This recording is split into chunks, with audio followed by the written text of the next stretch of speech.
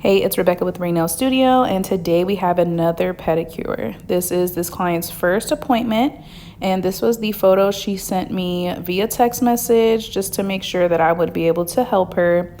The thing with elderly clients is that sometimes budget is a really big factor.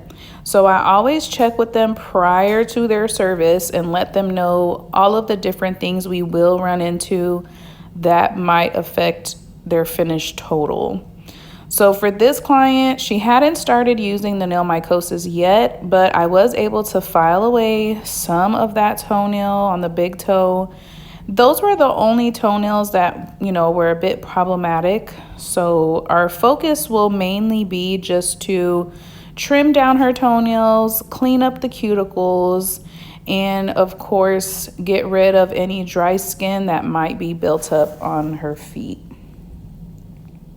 Here I'm just pushing back any dead skin or buildup that is around the toe, and then I'm going to check underneath to make sure I can trim the toenail and how far I can go. On both of her second toes, they did grow sideways. I'm not sure if we'll be able to change that over time, but the more she soaked her foot, the softer that toenail got. So I was making sure to not have her in the water too long because, like I said, the more I clipped it, the more it would pretty much crumble. And I didn't want that because I don't want her having to deal with anything that she can't control in between her appointments, if that makes sense. So here I'm just going in with my nippers, trimming down as much as I can. And then I will go in with my e-file to thin out that big toenail to see how much we will be able to clip off.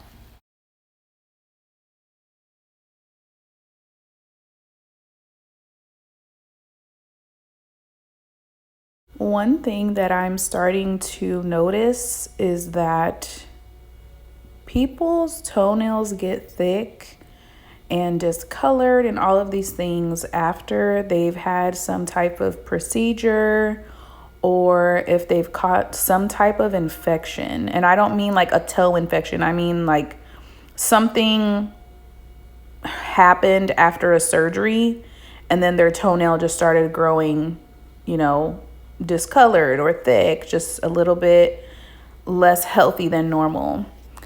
And I always ask my clients when I notice their toenails, have you had this done? Has this occurred? Or when did this start? Because I want to get an idea of what we're working with and also what their lifestyle currently is. So this client in particular, she did have hip surgery and it was on this side. It was on her right hip. I do believe it was a replacement. So she will be going in to get the left one done is what I believe she told me when she was here. But you could tell this leg is a little bit longer than the other. So when she told me that, I'm like, okay, it makes sense why your toenail would look like this. At least to me, that's my own observation. And then on this foot, it might be a little bit of a silly angle. If you can't see it, I'm really sorry. I did try my best to get this foot into the footage just because it was a bit more healthy than the right foot, but it's still nice to see the trimming and cleaning up of this foot as well. So it looks like her second toe on this one is kind of the same. It grows sideways. She didn't express that she has any pain or discomfort with her toes kind of sitting on top of each other.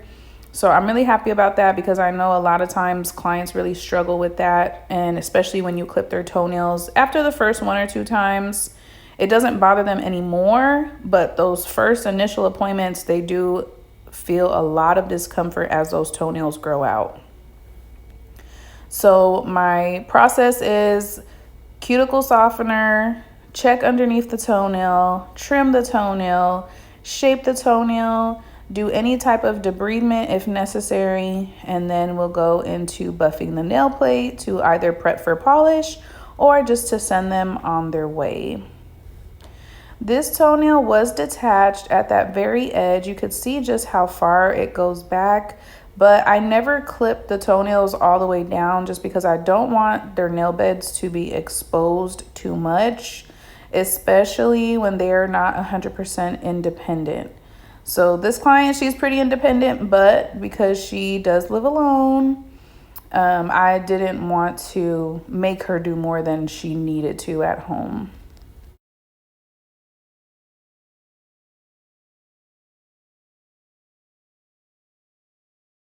Just wanted to include a little update with my business. I am currently in the busiest season of my life.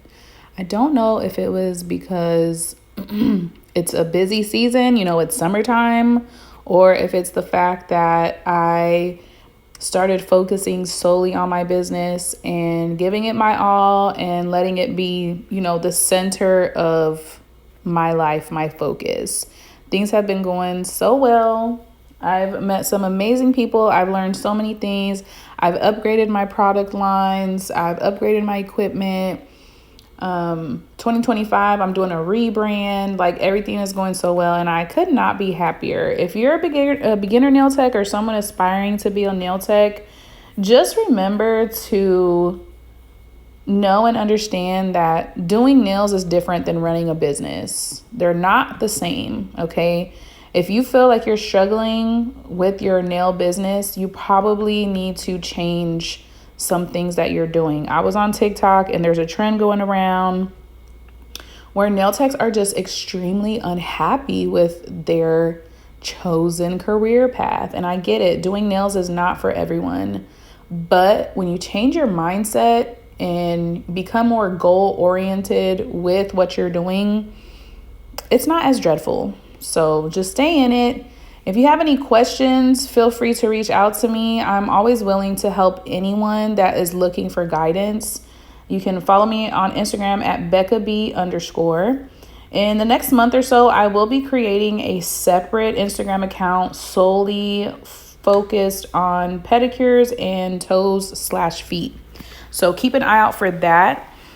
What else is going on? For my rebrand in 2025, I do want to start offering dry pedicures. I have been experimenting a bit with, doing more aesthetic things like doing acrylic toes, gel polish on toes, things of that nature. And I really like the dry pedicure results. So I will be adding that to my service menu in 2025. I'm extremely excited because it is something that is very trendy right now, and I just feel like it makes gel application a lot better. The retention is a lot better with a dry pedicure. So I'm really excited to add that. I, however, will be needing to upgrade a lot of my space, a lot of my equipment for that particular service. So one thing I have been thinking about is funding. I unfortunately started my business by self-funding, and let me tell you, it has been a journey. It has been a task, and even though I'm grateful that my business is succeeding, I just know that it could have been easier if I would have known what I know now about business funding and, what it actually takes to be an entrepreneur business owner. So I will be doing a lot more research on that just to make sure that where I'm going, where I'm elevating to, isn't as hard as we tend to make it. So stay tuned for that as well. If you haven't subscribed, make sure you do it now. We are doing a 10K giveaway and we just passed 6K, which was so exciting. Getting out of the 5K realm just seemed extremely impossible, but here we are. We're doing it and it feels really good. I will be giving away a full pedicure kit along with some materials to help you become better at your craft and, help you grow in whatever part of your business you're trying to grow in.